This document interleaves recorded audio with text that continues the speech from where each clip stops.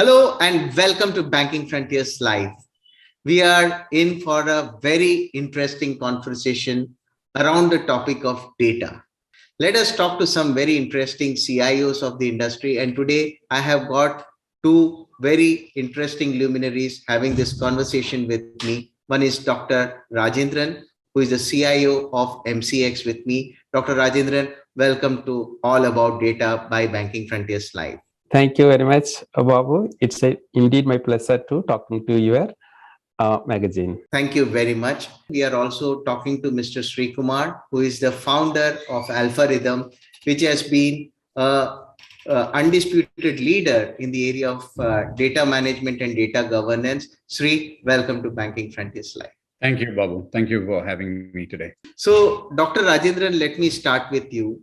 In this entire world of digital transformation, the structured and unstructured data make a lot of important sense for all the businesses, and especially so when the businesses have started making use of all this unstructured data.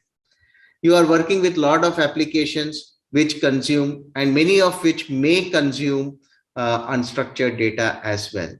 Now, as an exchange, as a commodity exchange, how have you been working with this combination of structured and unstructured data? And how have you been making more sense out of this unstructured data in your business, especially from a exchange perspective? There are two kind of areas. One is an exchange as a central system, and there is an ecosystems.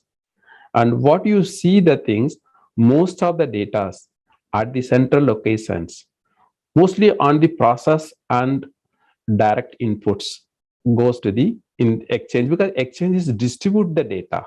Exchange don't create the data. Okay, exchange distribute the data, and the data is created by the members. They themselves, the buying, selling, all the things are. So these one kind of data, it is for a faster decision making. So the exchanges are users completely, maybe the you can call it as the very structured way of the informations inside for a decision making. But at the same time, the ecosystems, those who are participating members, will do lot of analysis before taking their decisions. Which data is absolutely of no much use to you and has to go into the graveyard, or which are the data that can be used again and again? And how are organizations working on this identification and classification of this data? The first about the customer informations, when then onboarding the customers, and there are a lot of data are collected, demographic details or the KYC details, KYC in the form of the video, in the form of the images, in the PDF forms, and lot of information is created in the while onboarding. That has the more information about the either customer or companies. Okay, and the second type of the data which is generated during the day-to-day operations, when a customer or the entities doing any transaction in the any of these financial institutions doing the business, and we're making a transactions, and some informations are generated. Interesting. Now, Sri, you have been working with a lot of organizations globally. Is there any kind of policy framework or any kind of system in place that organizations globally are trying to, which is the kind of data which is of regular use and which are probably many a times redundant for them? And how do they work globally? How have you been supporting organizations? So firstly, I think most enterprises started on this data lake initiative, where they started storing massive amounts of structured and unstructured data in a central common repository. And then they wanted to run analytics on it, and some of them succeeded, some of them did not, and all that. Now, if you look at all this unstructured data, multiple forms of the data, right? In the form of what Dr. Rajendran just talked about, which is in the form of images, videos, PDF documents, and so on. But also in the form of metadata information that is sitting in the logs and so on. Some companies have started analyzing, some of them have not. So we could call all this as, classify them as dark data. And what is happening is you could apply some technology to derive valuable insights from this dark data. Now, there is this concept called data fabric that we have today, which Gartner coined, I guess, a couple of years back. Now, what it provides is a technology agnostic platform to access siloed data from various sources, whether it is on-prem or cloud. Now, it also automates the discovery and governance and consumption of the data by analytics and AI applications, right? Because you have all this data, dark data sitting, and you need a mechanism to derive value from it. So there are technologies available, but the concept is called data fabric, and most enterprises have now started applying this data fabric concept to derive value from this dark data. That is, how do I make structured data contextual? So basically, you can use unstructured data to make structured data contextual and give a 360-degree flavor to the whole process. So one of the important thing that we can notice is data being such a very critical kind of activity for any organization. There should be some meaningful measure for measuring the value of data. So, Dr. Rajendran, how are organizations today assigning values or measurability to this kind of data that they are working on? Quite interesting thing about the measuring the value of the data. And see, it is like it depends upon the organizations. Some data for some people could be a waste. Some people could be a very valuable. Okay. So we take an example on the internet browsers. We go and just browse so many things. And when you get into the things, somebody collects the data. Starting from the browser, a browser, people collect the data. It's hundreds of informations are being collected. And any search engines, they also collect what is the hit and what is the things, and the operating system also people collect the information. And now Android becomes the famous in the mobiles, and every hit in the Android also somebody collects the information, whether OEMs or whether it is the Google's or so many organizations, they collect the data. I also want to touch upon another important aspect of data, that is the governance of data.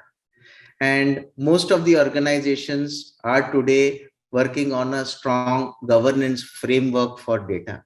How are you viewing at the topic of data governance? Okay, see, this is very complex, and it is very tough job to any CIO or any CTO of the organization. It starts from the capturing onwards. When you capture, whether the data can be captured as a plain text or it should be an encrypted.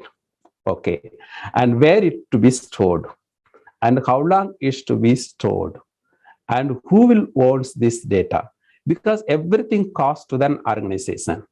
When you wanted to introduce an encryption and decryptions, and it increases the computing loads, and it increases the response times, and it is also adds the additional storages.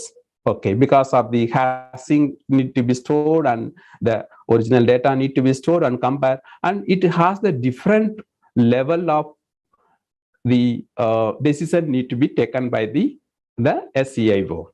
Apart from the just handling, storing, or the retrieving, or transporting the information, and first of all, who is the custodian of the data?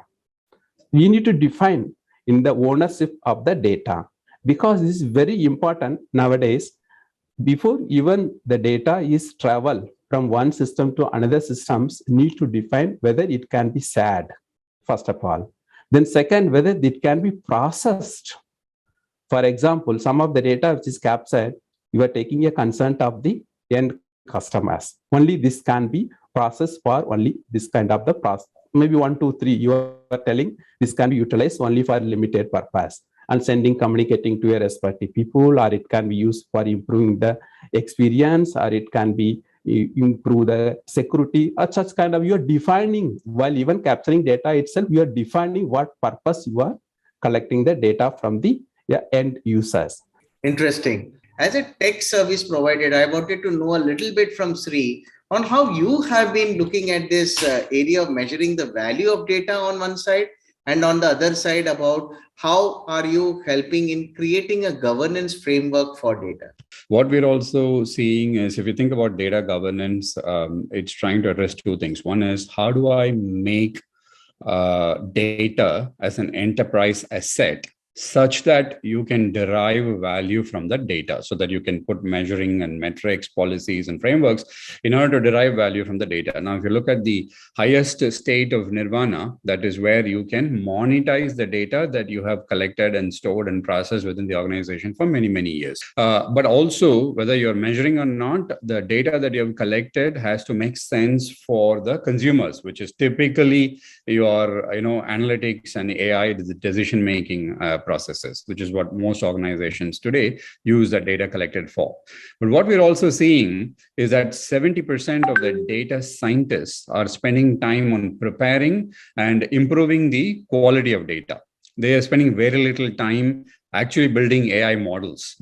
So what we need is a robust data management framework, which will massively improve the quality of data and also make the data available. Then you apply what we call as data lineage tools to find out exactly how data traveled from, let's say, source to target.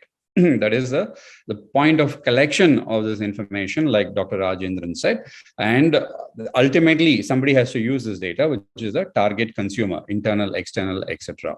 And once you create this data lineage, then what happens magically is trust develops within the data. So we deliver trust in the data. Then you apply principles like data privacy, security, access control, etc. around the data governance framework, which will all obviously result in reducing cost and reducing risk.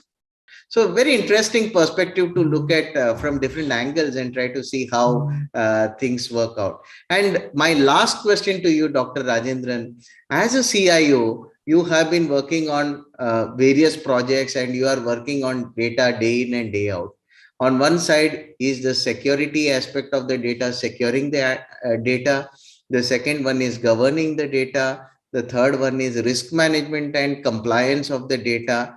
And fourth one is also to make sure that the business holder is getting or deriving enough value out of the data to take his business to the next level. So amongst all this, how do you put your prioritization for all these activities in and around data? What gives you the most sleepless night? See, the first thing that comes to me immediate mind is the protecting the data, okay, and the compliance to regulatory requirements.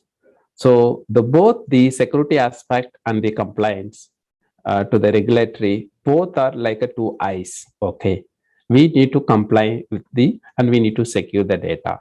This is no compromise to the whatever says, but this is it is the priority on any of the CISOs, I think so, okay. And the other thing is how the data could be used for in the business or any other things. I think I leave it to the individual business to decide it and how they make the need of the data, whether it's available or not, and how they should decide it, and depends upon the business requirements. Interesting. Thank you, Sri, for your insightful and giving me an opportunity talking to you, Mr. Babu. Thank you very much. Thank you, Dr. Rajendran. Thank you. It was very, Thank you. thanks for Thank you. Bye. Bye. Thank you. Bye.